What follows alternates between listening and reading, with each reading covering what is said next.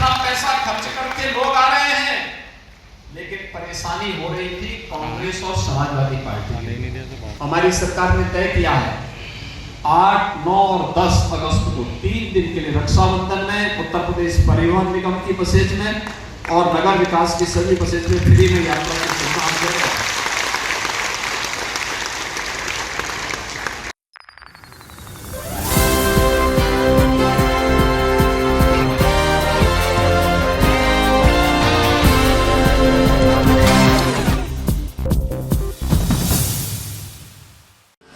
CM Yogi Adityanath इन दिनों पश्चिमी उत्तर प्रदेश के विकास कार्यों के दौरे पर हैं और समीक्षा बैठकें भी कर रहे हैं। इसी क्रम के चलते आज सीएम योगी आदित्यनाथ सहारनपुर पहुंचे थे।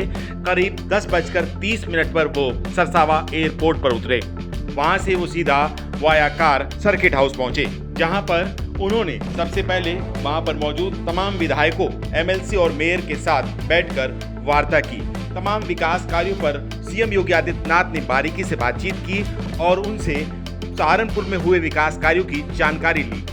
उसके बाद सीएम ने अधिकारियों से भी वार्ता की और उसके बाद सीधा वो चले गए।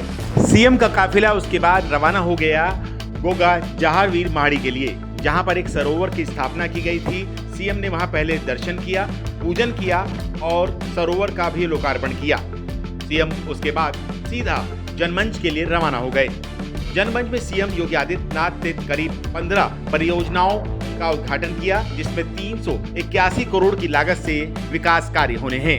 इस दौरान मंच से सीएम ने सहारनपुर के लोगों को संबोधित भी किया। उन्हें अपनी सरकार के बारे में जानकारी भी दी कि पहले क्या होता था और अब बीजेपी सरकार में क्या हो रहा है, आम आदमी को कितना फायदा है। जाते जाते सीएम ये भी कह गए कि परिवहन विभाग 8, 9 और 10 तारीख को उत्तर प्रदेश के अंदर रक्षाबंधन के पावन पर्व पर महिलाओं को 3 दिन फ्री में यात्रा कराएगा।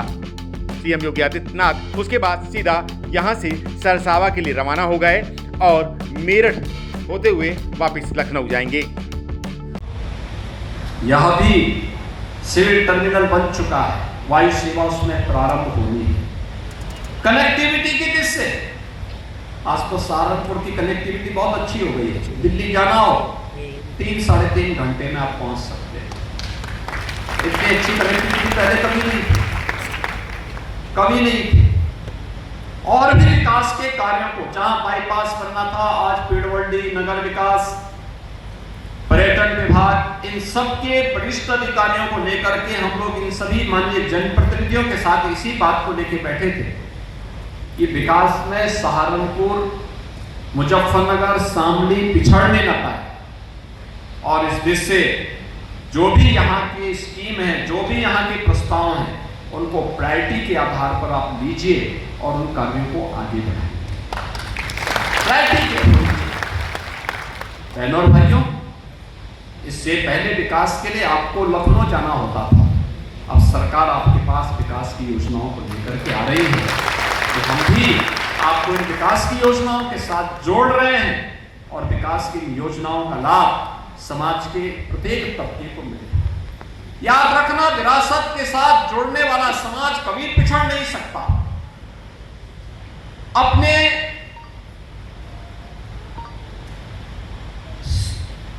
विरासत पर गौरव की अनुभूति करने वाला समाज को दुनिया की कोई ताकत पीछे नहीं कर सकती। और हमारी सरकार ने इस कार्यक्रम को बड़ी प्रतिबद्धता के साथ आगे बढ़ाने का काम किया। अब याद करिए, 1 डिस्ट्रिक्ट 1 प्रोडक्ट की योजना हो या विश्वकर्मा श्रम सम्मान या पीएम विश्वकर्मा की योजना, इस सरकार की अपने हस्तशिल्पी और कारीगरों को सम्मानित करने की ही योजना है। ये अलग अलग क्षेत्र में जिन लोगों ने अपनी परंपरागत विरासत का संरक्षण किया था, उस कला को, उस कारीगरी को, उस हस्तशिल्पी को, जिसमें सहारनपुर का वुड कार्विंग का काम भी, कितना महीन काम है। अगर पिछली सरकारों ने साजिश करके इस कार्य को और यहां के कारीगरों को हतोत्साहित नहीं किया होता, तो सहारनपुर का फर्नीचर और सहारनपुर का वुड कार्विंग कभी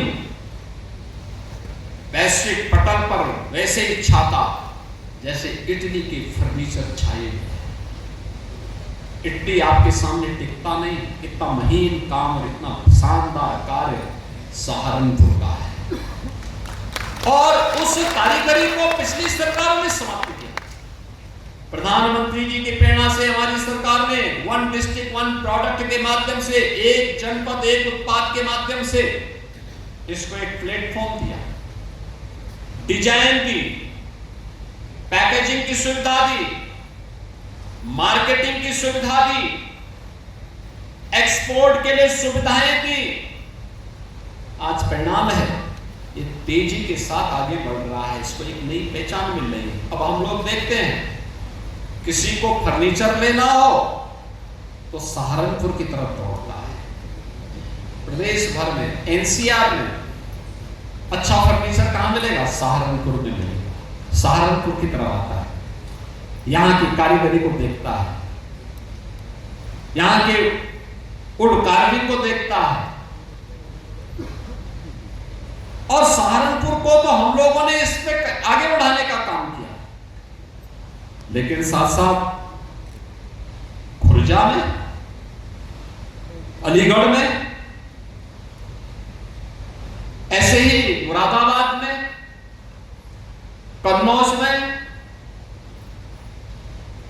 आगरा, कानपुर, या फिर आप पूर्वी उत्तर प्रदेश में जाएंगे तो भदोही का कारपेट है, वाराणसी की साड़ी है, आजमगढ़ के मुबारकपुर का ब्लैक पॉटरी है, गोरखपुर का टेराकोटा है। हर एक जनपद अपनी एक नई उत्पाद के साथ अपनी पहचान को समेट करके आगे बढ़ रहा है। और इसी के लिए प्रधानमंत्री जी ने कहा है वोकल फॉर लोकल। आत्मनिर्भरता के लक्ष्य को प्राप्त करके ही कोई देश स्वावलंबी बन सकता है, सशक्त बन सकता है। और याद रखना, विकसित भारत की आधारशिला भी यही हमारा स्थानीय उत्पाद बनेगा।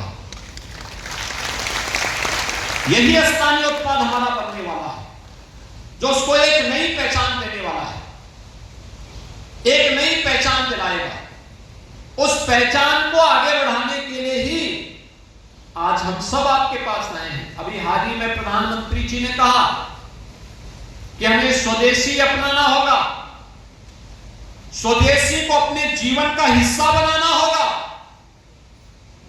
हम विदेशों में भागने की बजाय, विदेशी वस्तुओं के पीछे भागने की बजाय, अगर हम स्वदेशी के साथ जुड़ेंगे तो स्वदेशी का लाभ, जो भी मुनाफा व्यापारी को होगा तो उसमें हिस्सा होगा हमारे कारीगर का, हमारे हस्तशिल्पी का।